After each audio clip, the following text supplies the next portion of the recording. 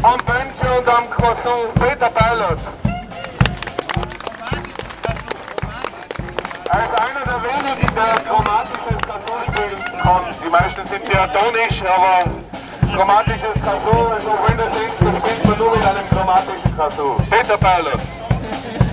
Am Baritone-Saxophon Clemens Ebenbichler. Der Malsammler und beim Ratschen und der Guggenbichler. An der großen Trommel, unser Sonnenschein, wenn es schon so bewölkt ist. Man sieht zwar nicht durch die Sonnenbrillen, aber sie strahlt aus. Weil sonst, also das ist eigentlich der UV-Schutz für uns.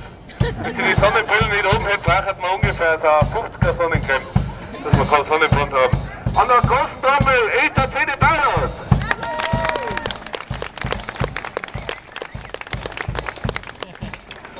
Am Saxophon, er tragt die Sonnenbrillen wegen sich selber. Werner West, Werner Büls.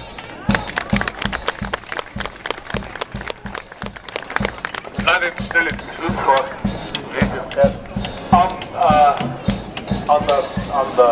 Wie heißt das nochmal? Wenn du jetzt vielleicht mitnehmen kannst, das ist das einzige Instrument aus Holz. Ja, deswegen klingt das so komisch. Aber an der Clarinette, unser Geyr Markus.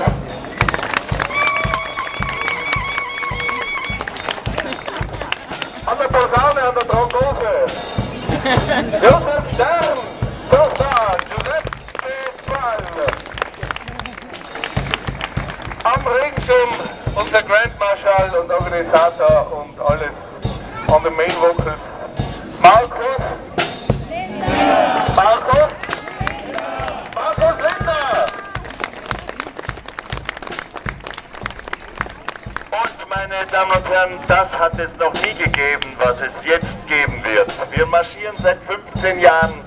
Ich wünsche mir jetzt ein Solo vom Klarinettisten und vom Trompeter mit einem Bruchteil ihres Instruments.